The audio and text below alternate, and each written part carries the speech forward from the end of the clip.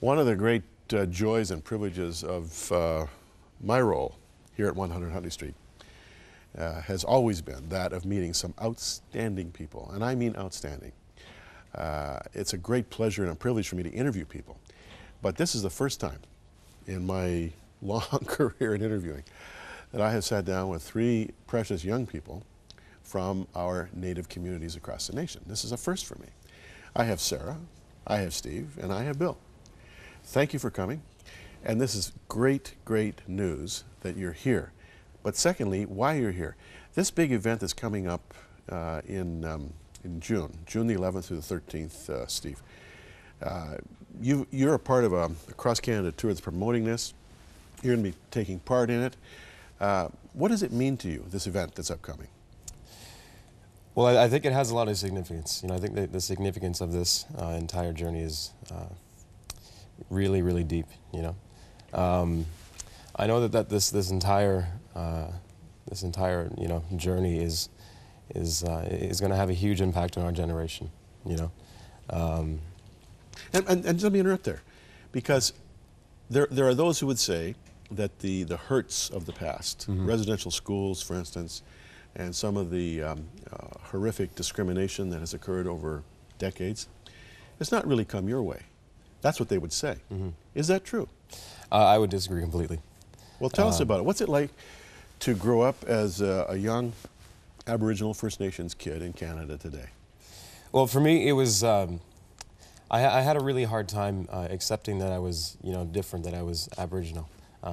Growing up in elementary school, I would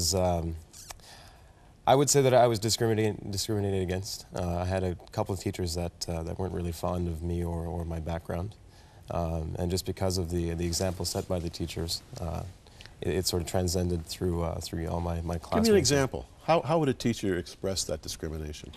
Well, you know, just little things. If I hadn't done my homework one day, right, and if another one of my friends, you know, hadn't done his homework, I can remember in particular. Just this one day, I didn't do my math work, and she wound up, holding me aside. My friend who was sitting right beside me, you know, same thing, but he was allowed to go to lunch, and you know, I was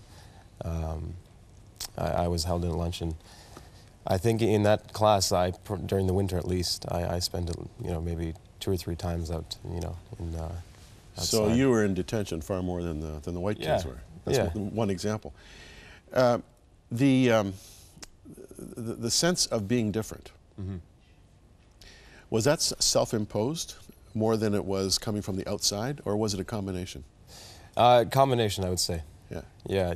The enemy is always trying to breed lies and twisting truths. You know. So for me, it was just being different. What was hard for me to accept, because you know, you're not supposed to be different. You know, you're supposed to be the same as everyone else. Right. And it's just been within the last few years that I've really begun to accept my difference and begin to love it and cherish it. You know, being unique and set apart. Hey, talking about being unique, were you not one of the dancers at the Olympics? I was, yes. What was that like? Unreal, unreal. I was the first Inuit on the stage. I led the Inuit on, and I mean, 65,000 people in the stadium. You know. Were you nervous? Yes and no. We had 2 major dress rehearsals prior to that, so you know, all the jitters and you know, the nervousness was gone. You know, everything looks so ordered, apart from that equipment malfunction when it came to the torch. Right. But everything looks so ordered, so organized. Those rehearsals must have been disorganized, right? No. No? No, actually, everything went fine. How did they tell you what to do when you got so many people there out on the floor? Well, we were there. We were sent there 2 weeks prior to the opening ceremonies, right. And the first week that we were there, we put in 60 to 80 hours of rehearsal. Really? Yeah.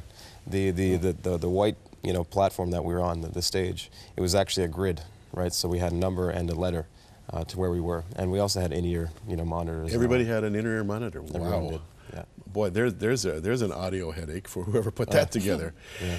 Bill, yes. You are not just First Nations, but you're Métis. Yes.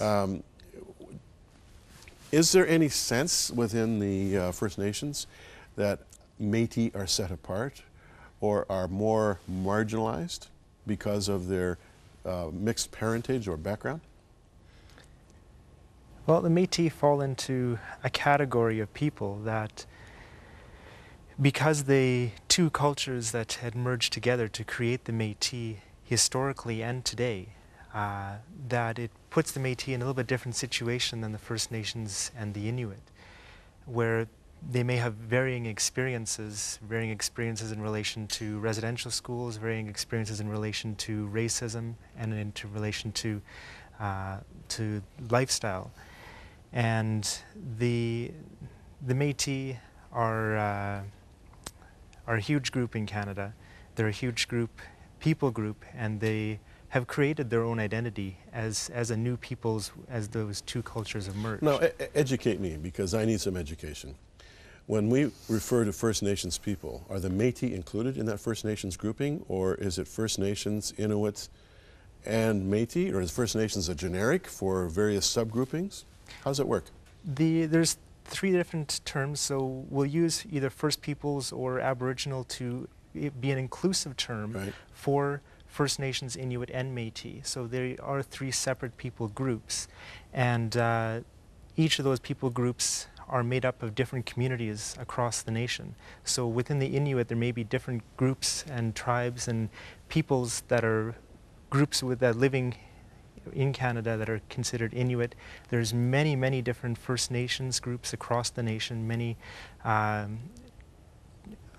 hundreds of them across Canada. And the Métis are separated a little bit different. They have, we have Métis nations. We have the Métis Nation as Canada, as well as we have Métis nations for different provinces. So I belong to the Métis Nation of Saskatchewan. And I also belong to a local locale